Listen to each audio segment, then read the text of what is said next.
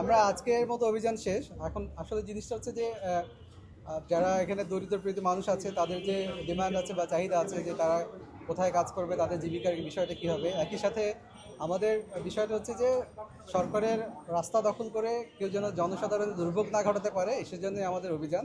আমাদের অভিযান আমি জাস্ট গত সপ্তাহে অভিযানটা করে গিয়েছিলাম।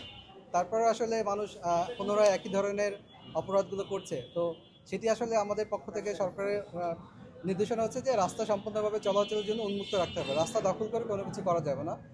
যারা রাস্তা দখল করে বাজার বসিয়েছিল তাদেরকে আমরা কয়েকটা দোকান উচ্ছেদ করেছি, একজনকে জরিমানাও করেছি।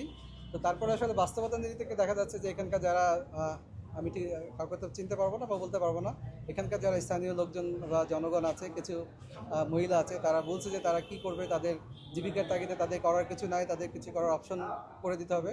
আমি বলেছি হ্যাঁ, এটা আমি আপনাদের মেসেজ কর্তৃপক্ষের কাছে আমি পৌঁছে দিব। তা আপনাদের দাবির কাছে আমরা আজকে আর করবো না, বাট কিন্তু রাস্তাও একইভাবে রাস্তা দখল করে কোনো কিছু বাজার বসানো যাবে না, এটি আমাদের তাদের প্রতি মেসেজ। আপনাদের পরবর্তী পদক্ষেপ কি হবে?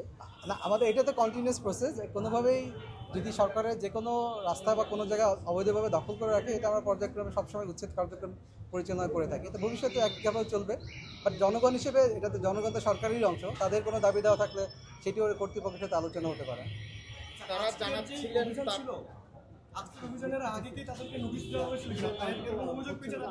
এটা জাস্ট গত সপ্তাহে করে দেওয়া হয়েছে, তাদেরকে প্রতিনিয়তই বলা হচ্ছে। ঠিক আছে, আজকের এই পরিস্থিতি নিয়ে পরবর্তী কোনো পদক্ষেপ আছে? বললাম তাই, সেম কোশ্চেন করলো না। কাইন্ডলি আপনি পরিচয়টা হচ্ছে দেখতে জি, আমি এক্সিকিউটিভ ম্যাজিস্ট্রেট মোহাম্মদ আমিনুল ইসলাম, ঢাকা দক্ষিণ সিটি কর্পোরেশন।